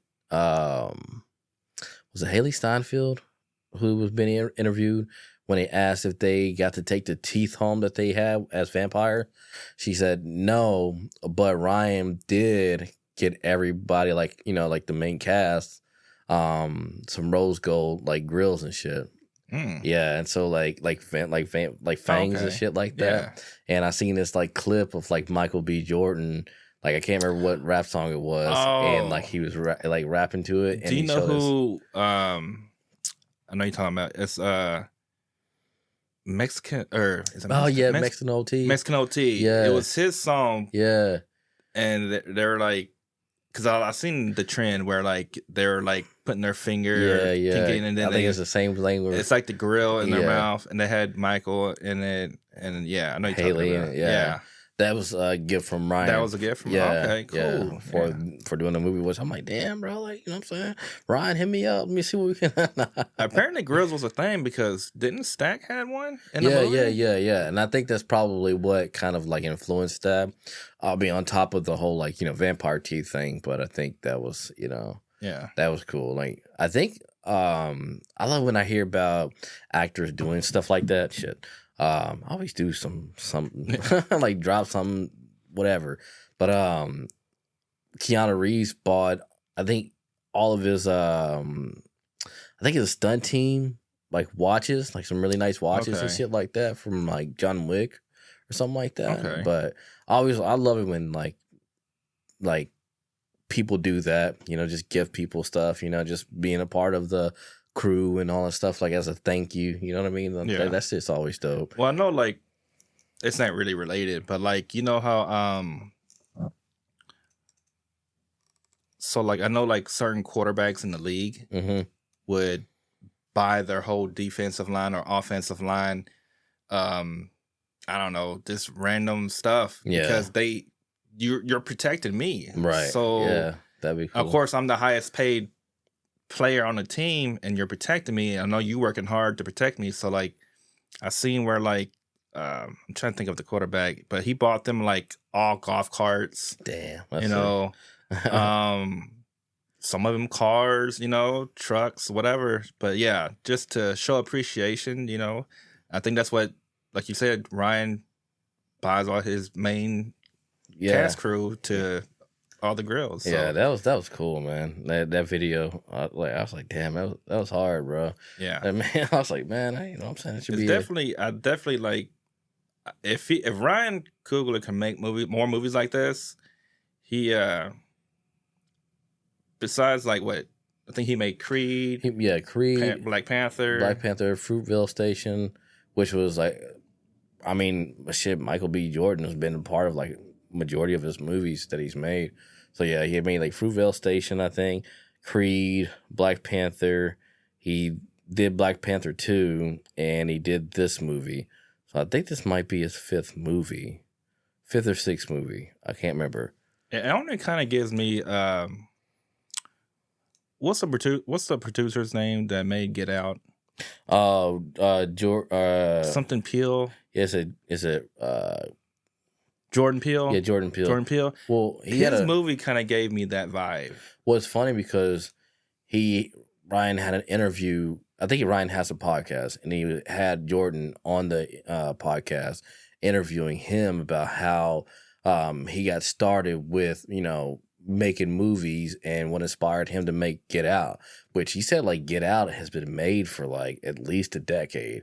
At least he had the idea for it, but he did this and did that, didn't really think it was going to come to fruition, but eventually he ran into the right people who were going to fund the movie, but then all he had to find was somebody to direct the movie. But then he said he was thinking like there's nobody who can really direct the movie like he sees it in his head. And so like he called back to the guy who was, in charge, like, hey, I don't know how you feel about this, but I think I'm the only person who could direct it. And he said like he was expecting some pushback, but the dude was just like, okay, fine. And so that's what, he got his, first big break as far as being a director, directing his own movie. Okay. So, I mean. He's coming out, I seen. With Marlon Wayans? It's called Him. Oh, yeah. It's like a football inspired movie.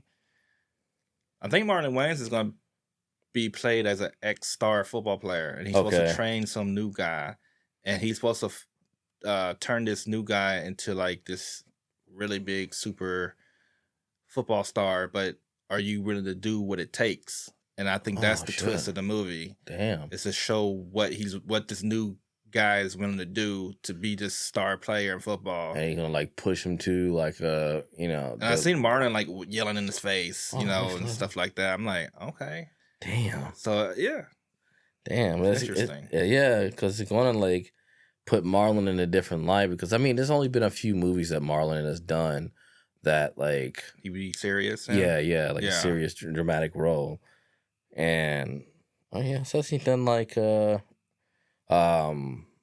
Yeah, I'm interested in seeing that, but I'll share like the links in the description for all the stuff that we've talked about after like revisiting, editing all this stuff or whatever. But send you some of the stuff too that I've mentioned. Okay. But yeah, as far as like Ryan Coogler, he said he's directed at least 11 movies. He got Sinners, Black Panther, Fruitvale Station, which is back in 2013.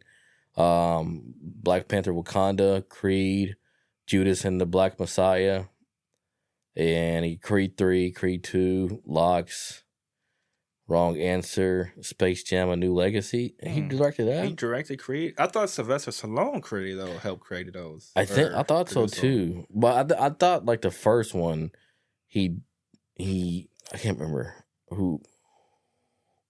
I think Sylvester Stallone had a part in one. Okay. But I thought Michael B. Jordan directed 3 himself. That's what And I thought I read that somewhere. Yeah, I don't know. He might have co-directed it. I don't know.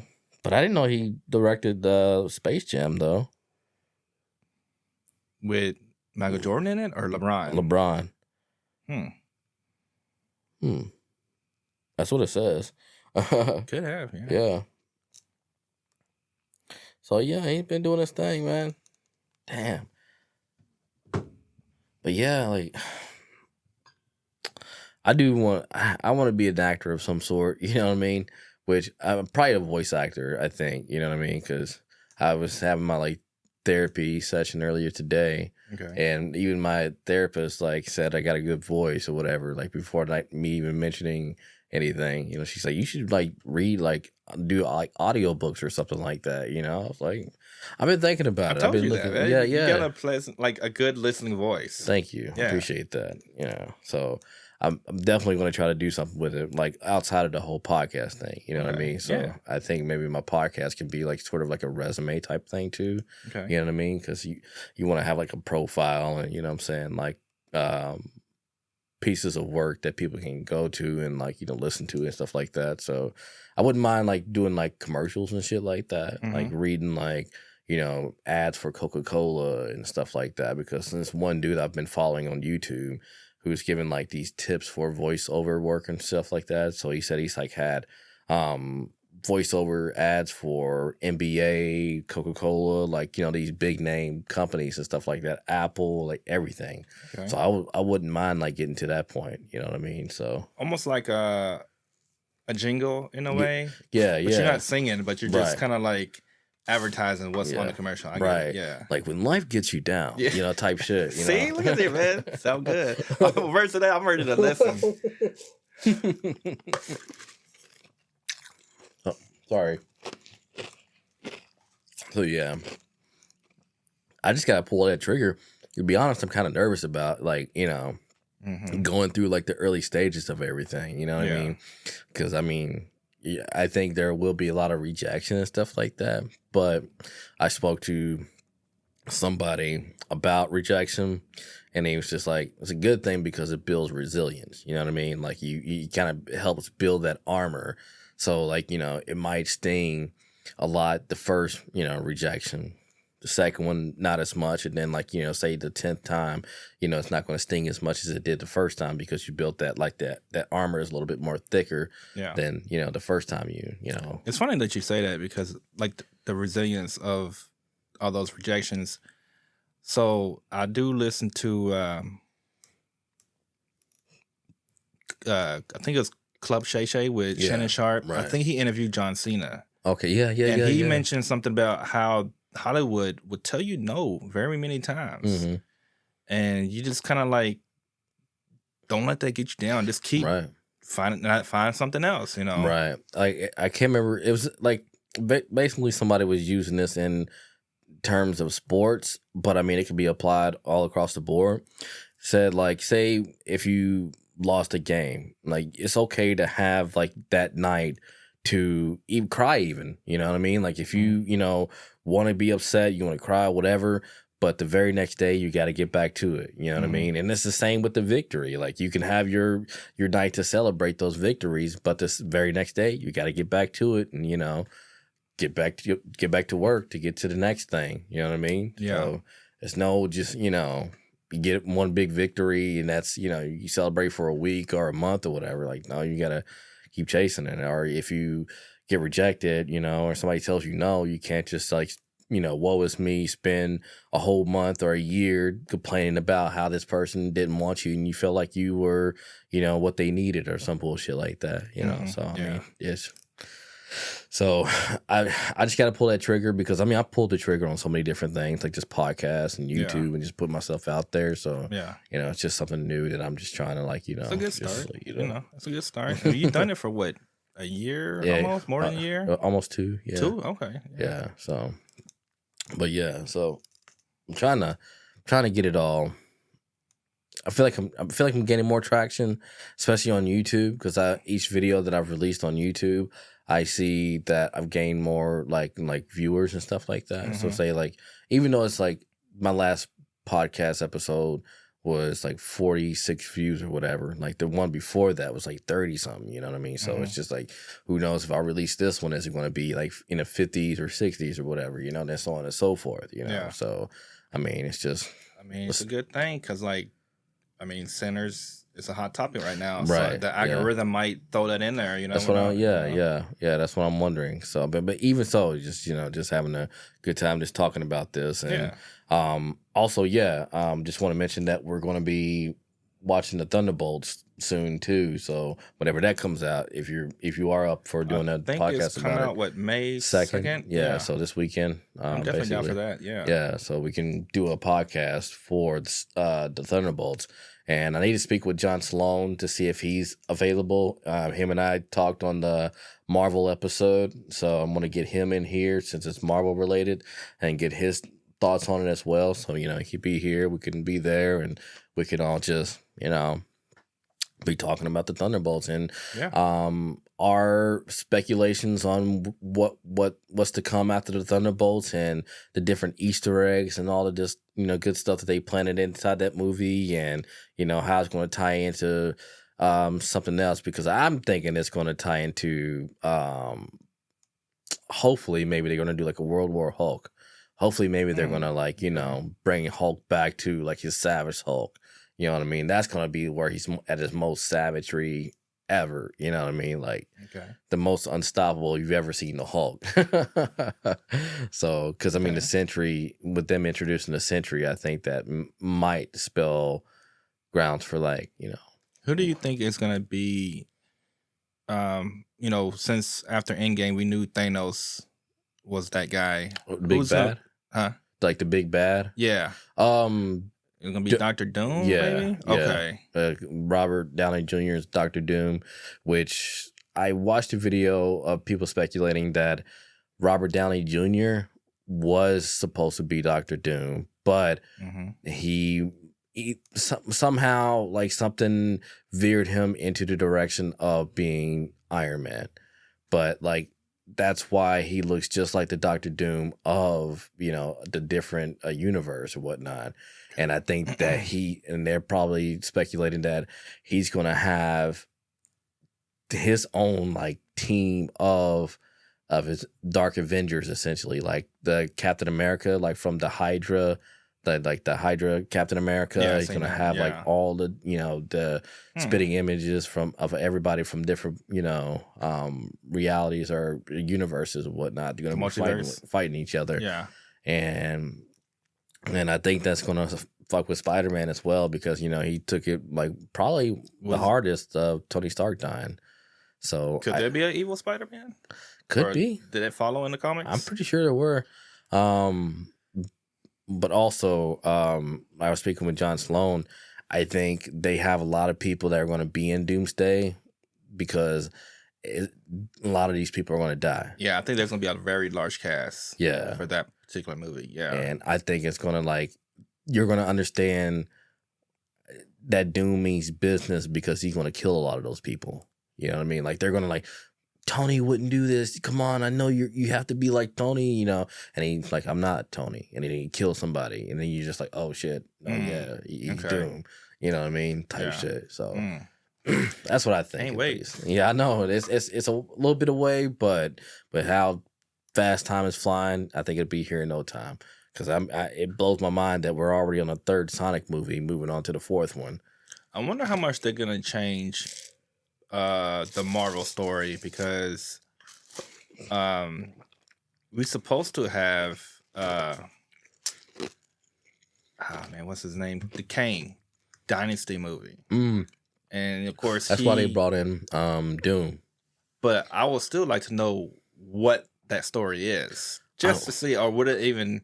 I wonder if they address it though, because this dude that I watched, like Sammy Easter J, egg throughout the movie, yeah, like, just to see. Okay, because this dude I follow, he mentions that they answer a lot of questions that we've had, like about past, like kind of like how they did with the Celestial, how they like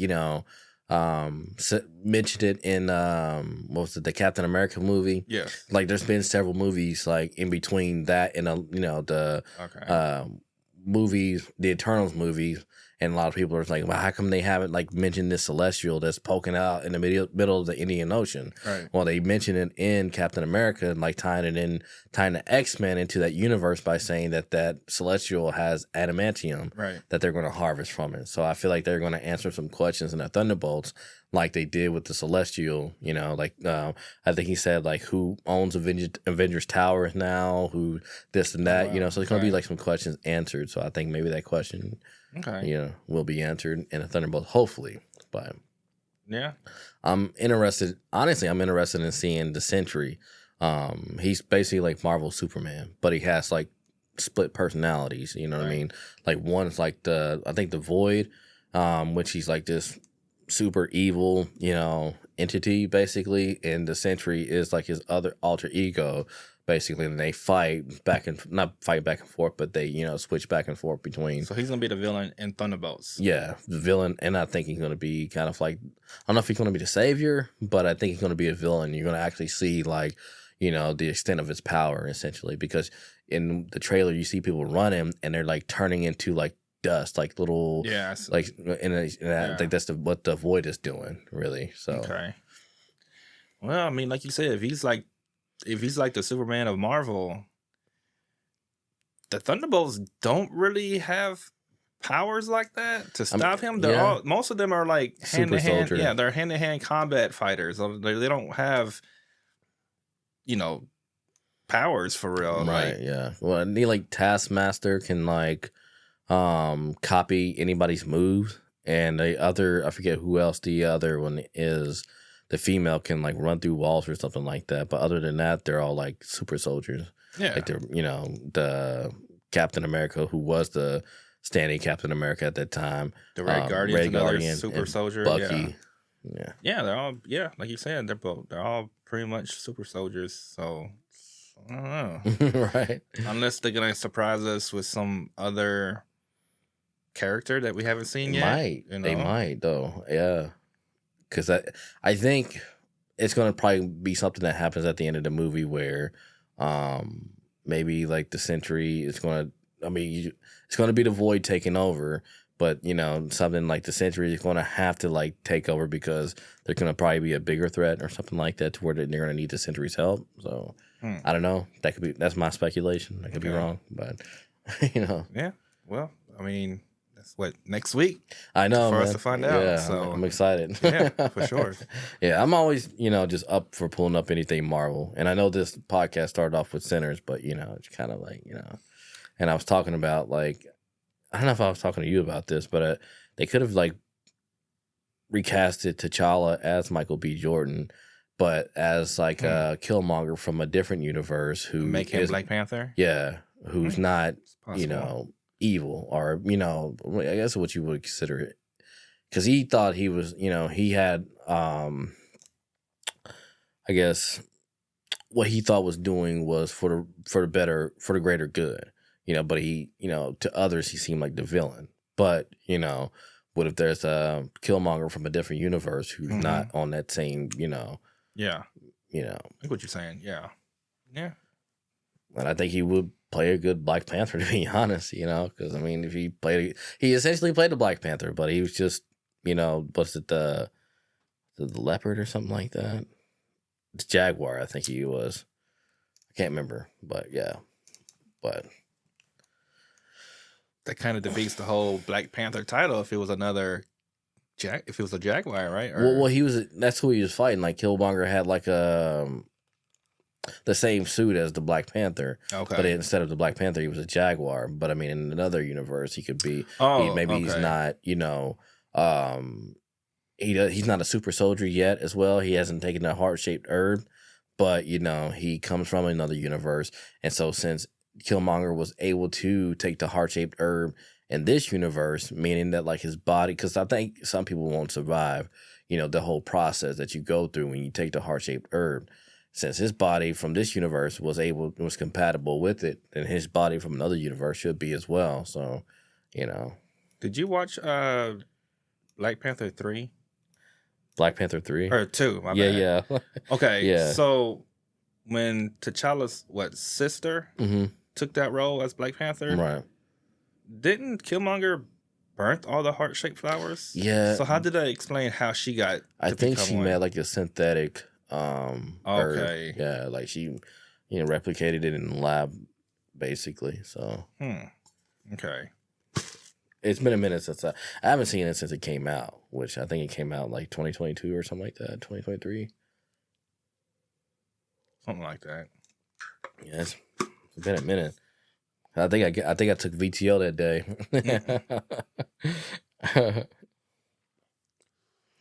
Okay, man. So anything else you want to contribute to? Yeah, 2022 it came out. My bad. Anything else you want to contribute to Sinners? You think we covered it all, or?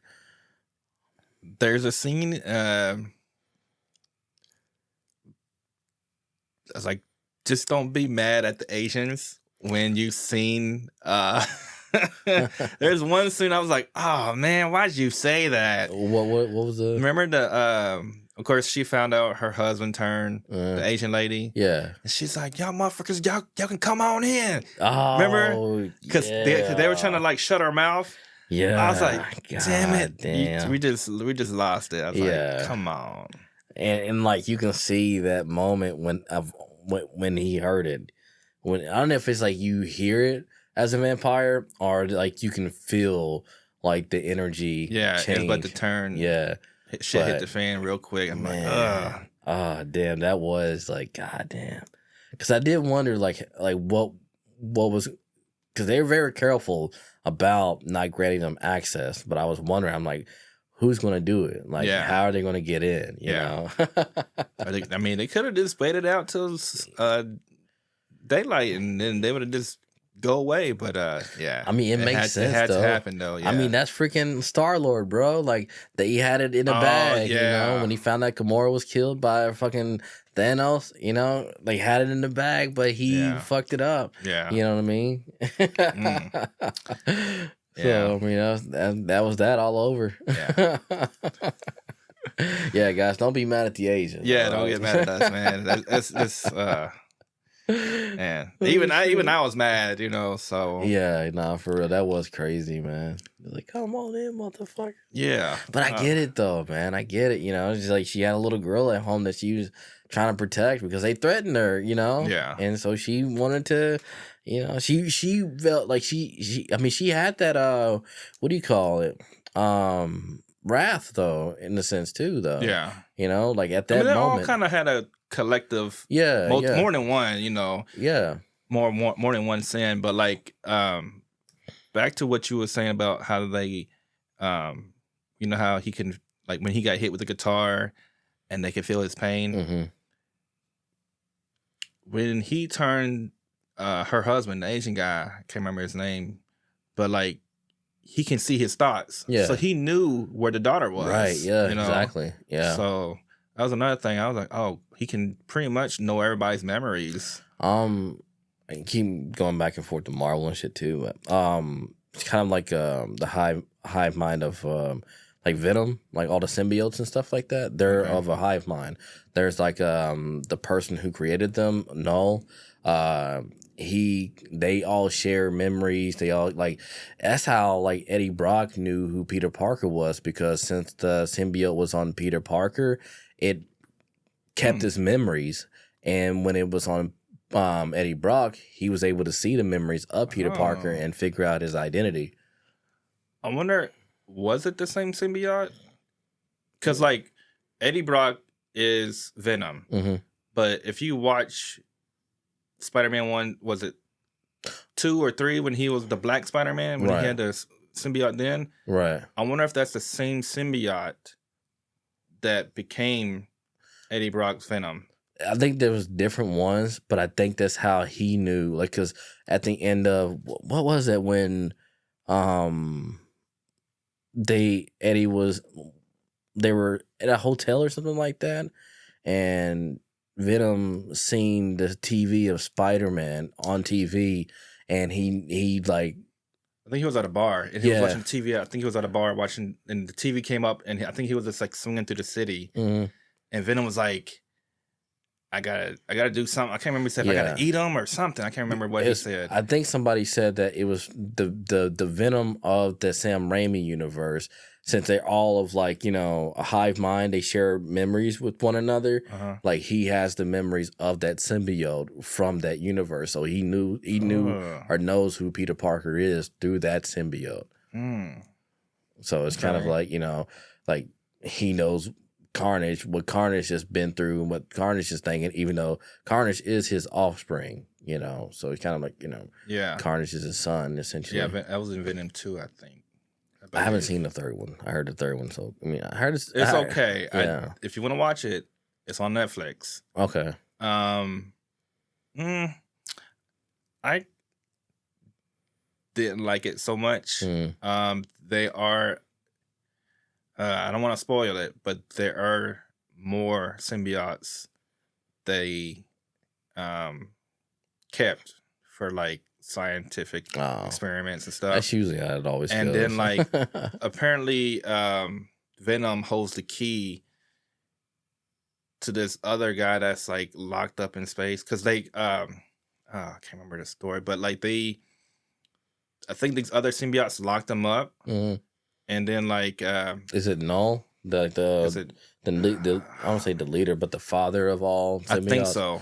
Yeah, I think so. And then he somehow released all these spider-looking monsters or whatever to Earth, and like anytime Eddie would turn into Venom, like these spiders can see this certain key that he needs to be released. So would he not turn into Venom as much to try to like keep them from? Yeah, he would try to not turn, but certain scenarios would have to make he forced to turn, so they would catch up. They'll catch up to him.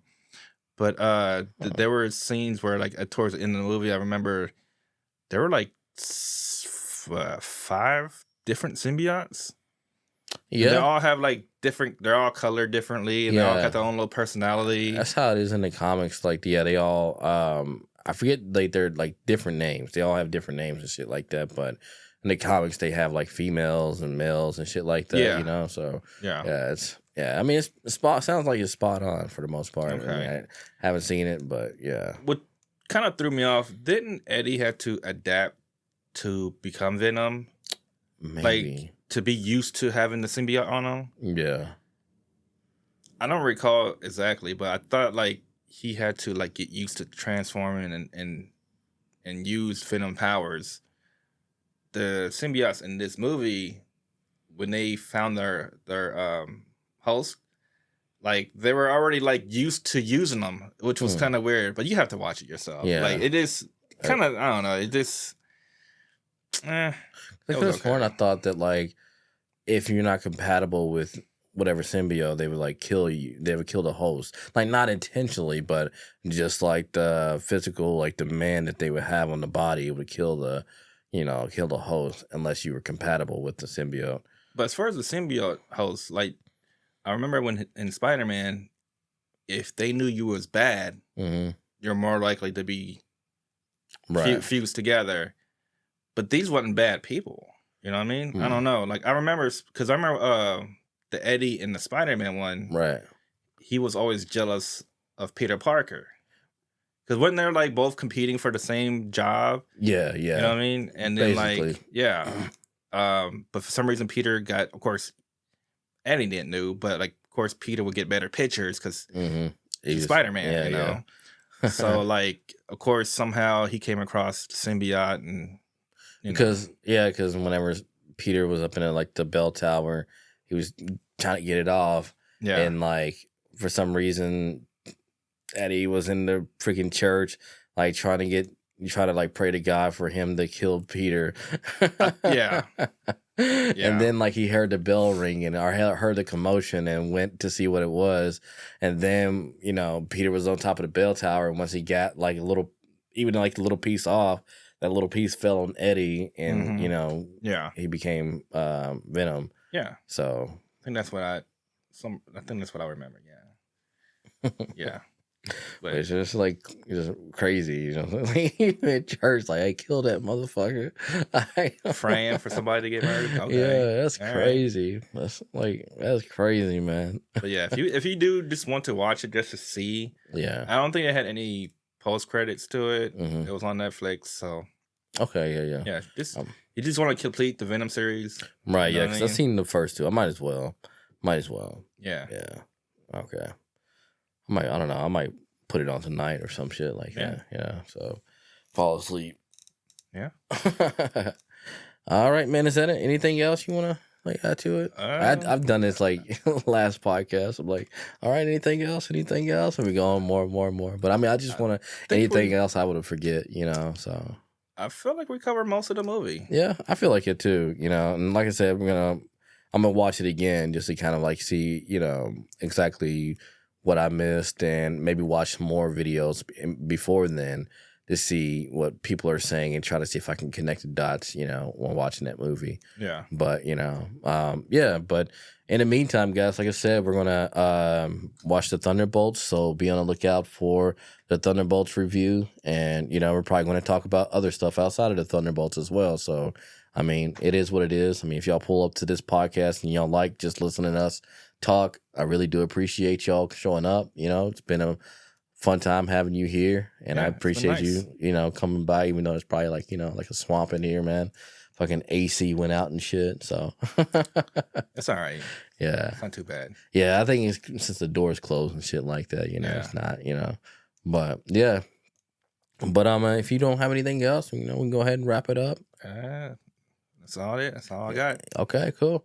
All right, guys. Well, be sure to, like, share, and subscribe to the channel if you haven't already, so it can reach whoever is interested in this podcast. All right. Really trying to grow this channel, really trying to grow this podcast, and hopefully eventually, it could be, something more, especially when we got people like Chae showing up and, participating. So that really does mean a lot to me. And, with that being said, I'm going to go ahead and get out of here. We'll catch y'all in the next one, all right?